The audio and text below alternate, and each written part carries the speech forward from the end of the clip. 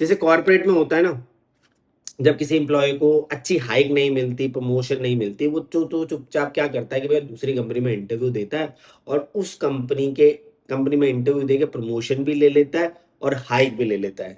बिल्कुल वैसा ही आजकल मुंबई इंडियंस में हार्दिक पांड्या कर रहे हैं। मुंबई इंडियंस में हार्दिक पांड्या को इज्जत मिली नहीं, तो उन्होंने केकेआर के साथ डील सेट होगी।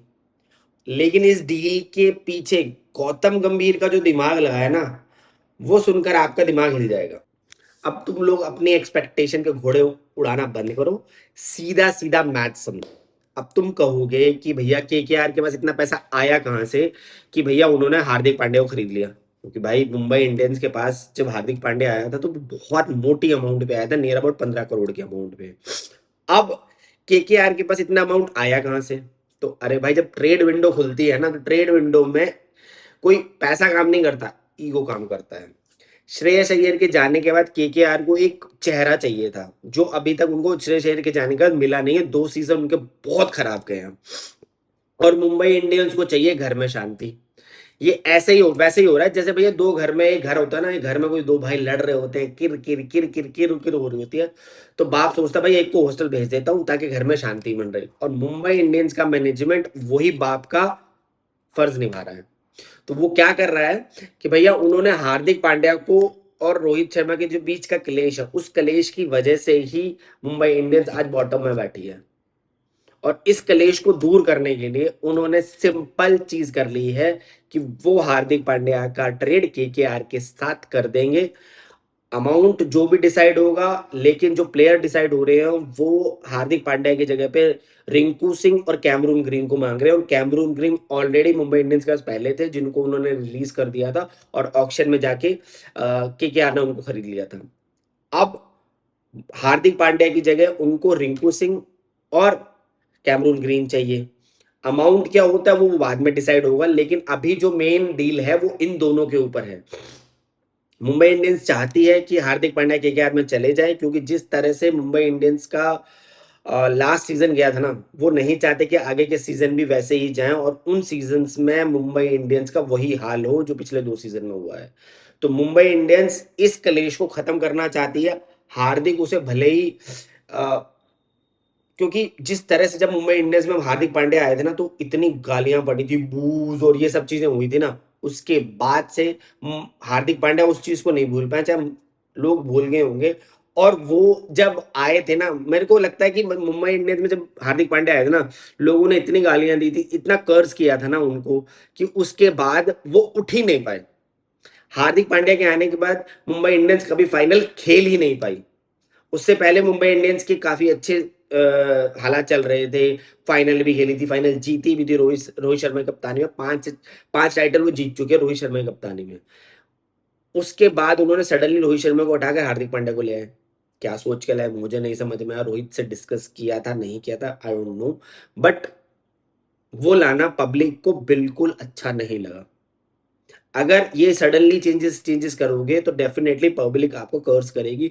और वो कर्स का एग्जाम्पल आप देख रहे हो, पिछले 2 सीजन से आपकी इतनी बुरी हालत है। खबरें तो ये तक आ रही हैं कि ये जो सारा मतलब केकेआर ने हार्दिक पांड्या के लिए बिड किया, या केकेआर ने मुंबई इंडियन के साथ जो डील करने की कोशिश करी है, इसका बहुत बड़ा मास्टरमाइंड गौतम गंभीर। सुनने में आ रहा है, मुझे कंफर्म नहीं है, क्योंकि जब से गौतम गंभीर बीसीसीआई के हेड कोच बने हैं ना, तब से उनका एक अलग ही भौकाल चल रहा है। तुम्हें क्या लगता है कि केकेआर बिना गंभीर की परमिशन के या हरी झंडी के हार्दिक पांड्या के पर हाथ डालेगी और वो ये डील करने की कोशिश करेगी?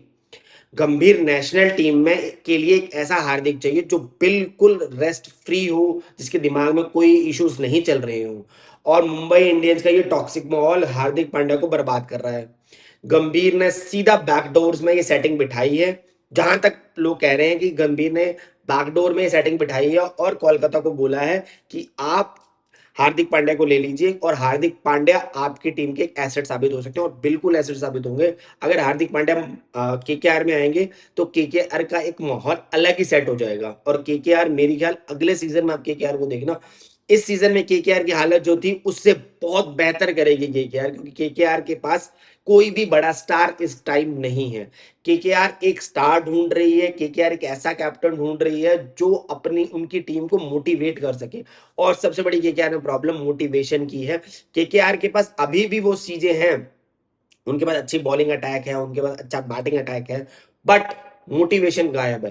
क्योंकि उनके आप पिछले मैचेस देख लीजिए, क्योंकि आप उनके स्टार्टिंग के मैचेस देखिए 2026 के, वो कई मैचेस जीतते जीतते हारे हैं, कई मैचेस तुक्का लग के जीत गए हैं, कई मैचेस में वो टाई करके हार गए हैं। तो वो मोटिवेशन फैक्टर गायब है और वो एग्रेशन गायब है जो हार्दिक पांड्या के आने के बाद आ सकता है। और रोहित शर्मा भाई भाई मस्त आराम से बैठ के कॉर्नर सीट में बैठ के मस्त पॉपकॉर्न खा रहे हैं, बिना एक भी शब्द बोले इस बंदे ने पूरी फ्रेंचाइजी को उसकी औकात दिखा दी। माफ कीजिएगा। क्योंकि भाई आपने रोहित शर्मा को हटा के हार्दिक पांड्या को लाया, 2 सीजन आप हार्दिक पांड्या के साथ रहे। हार्दिक पांड्या 2 सीजन मुंबई इंडियंस का वो हाल हो गया ना जो मुंबई इंडियंस ने कभी सोचा भी नहीं था। और रोहित शर्मा आराम से बैठ के अपनी फिटनेस पे काम कर रहे हैं, अपनी सब चीजों पे काम कर रहे हैं। इंडियन टीम के लिए उन्होंने सेंचुरी भी लगाई है और मुंबई इंडियंस के लिए भी उन्होंने परफॉर्म किया है। ये नहीं कि मुंबई इंडियंस के लिए परफॉर्म नहीं कर रहे हैं, उन्होंने अपने रन किए हैं और परफॉर्मेंस दी है। लेकिन आप सडनली किसी को कैप्टन से हटाकर किसी और को कैप्टन बना दोगे तो प्रॉब्लम बढ़ेगी। और यही प्रॉब्लम का रीजन था कि रोहित शर्मा आराम से मस्त होके एक साइड में बैठे हुए हैं। अब ये देखना है मुझे कि अगर हार्दिक पांड्या को मुंबई ट्रेड कर रही है तो मुंबई का नेक्स्ट कैप्टन कौन हो सकता है। क्या वापस रोहित शर्मा बनेंगे कैप्टन, या तिलक वर्मा को कैप्टनसी दी जाएगी, या सूर्य कुमार यादव को कैप्टनसी दी जाएगी। ये भी देखना बहुत इंपॉर्टेंट होगा। जो ये लोग तुम लोग ना ट्विटर पे बैठ के लॉयल्टी लॉयल्टी का रोना रोते रहते हो ना, भाई थोड़ा बड़े हो जाओ।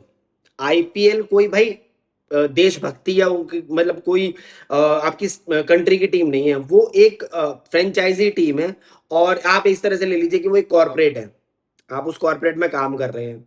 अब आपको एक कॉर्पोरेट 50% हाइक दे रहा है, डबल कर रहा है आपकी इनकम को, तो आप डेफिनेटली जाओगे या नहीं जाओगे? बिल्कुल जाओगे यार। क्यों रोकोगे आप ये सोचोगे नहीं भाई मुझे यहीं पे रुकना है। भाई कॉर्पोरेट किसी का सगा नहीं हुआ। आप एक टाइम तक जब तक आप उनके लिए परफॉर्म कर रहे हो तब तक वो आपको अपनी टीम में रखेंगे या अपनी कंपनी में रखेंगे। आप जैसे ही परफॉर्म करना बंद कर दोगे तो डेफिनेटली वो भी आपको साइडलाइन कर देंगे। तो साइडलाइन से बचने के लिए अगला प्लेयर क्या करे? अगला प्लेयर को बेस्ट ऑप्शन मिलेगा ना, क्योंकि जब वो फॉर्म में है, जब वो अच्छा परफॉर्म कर रहा है, तो जहां उसको ज्यादा पैसा मिलेगा वो डेफिनेटली जाएगा। तो पुरानी कंपनी के लॉयल बनकर बैठे रहना ना बेवकूफी होती है भाई। जहां अच्छा पैसा मिले निकल लो, यही कॉर्पोरेट का सबसे बड़ा रूल है। और आज की दुनिया में हर कोई यही कर रहा है, जहां पैसा मिलता है वहां निकल लेते, क्योंकि सबको पता है भाई हम उनकी एज एक लिमिट होती है, उसके बाद उनकी परफॉर्मेंस गिर सकती है। उस परफॉर्मेंस के गिरने से पहले आपको एक अच्छा लेवल ग्रैब करना होता है, एक अच्छा अमाउंट ग्रैब करना होता है, और एक फ्रेंचाइजी में एक अच्छा स्पॉट ग्रैब करना होता है। तो भाई उसको जब वो गुजरात में था तो उसको मुंबई ने ज्यादा पैसा दिया तो मुंबई में चला गया। लोग उसको बोले भाई तुमने गुजरात छोड़ दिया, गुजरात छोड़ दिया, गुजरात। मुंबई ने अच्छा पैसा दिया, चला गया मुंबई। गुजरात उसको अच्छा पैसा नहीं दे पाई। अगर आप ये बोलते हो कि भैया मुंबई अगर गुजरात आप प्लेयर को लॉयल होना चाहिए तो फ्रेंचाइजी को भी लॉयल होना चाहिए ना।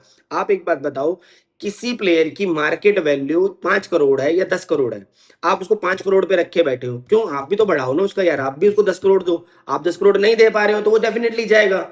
आज की डेट में, पहले उसने गुजरात में छोड़ा, मुंबई गया, मुंबई की डेट में अब वो कलकत्ता जाएगा। प्लेयर बिकने को तैयार है, फ्रेंचाइजी खरीदने को तैयार है, तो तुम लोग क्यों बीच में फूफा बने पड़े हो या फूफा की तरह नाराज हो रहे हो? भाई फूफा मत बनो। लोग कॉर्पोरेट है, खरीदेंगे, प्लेयर बिकेगा, वो खरीदेगा, वहां जाके वो परफॉर्म करेगा, वहां जाके वो पैसे कमाएगा। आपको क्या लेना है? आपको उस क्रिकेट को देखना चाहिए ना यार। और ये प्लेयर का हक बनता है कि भाई जहां उसको ज्यादा पैसा मिलेगा वो डेफिनेटली जाएगा, चाहे वो इस लीग को छोड़कर दूसरी लीग में खेले, चाहे उस लीग को छोड़ के वो इस लीग में आए। मैं इससे पहले भी बहुत बार ये चीजें बोल चुका हूँ, फ्रेंचाइजी क्रिकेट में सबसे बड़ी इंपॉर्टेंट होता है पैसा।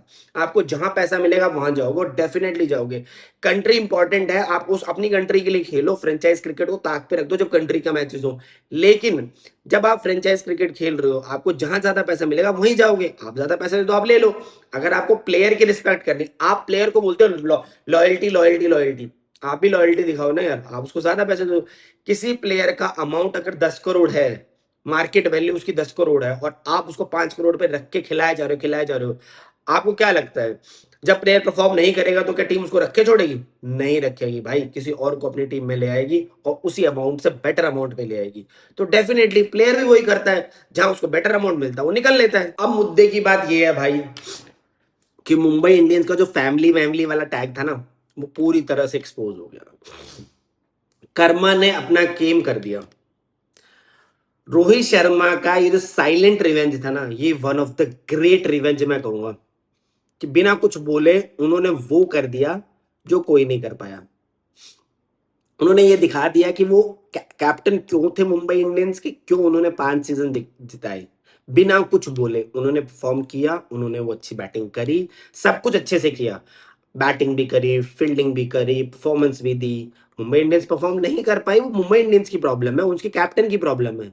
अब मुझे ये देखना है कि क्या मुंबई इंडियंस किसको कैप्टन बनाती है। प्लीज मुझे कमेंट्स में जरूर बताइए कि आपको क्या लगता है कि मुंबई इंडियंस हार्दिक पांड्या के जाने के बाद किसको कैप्टन बनाएगी।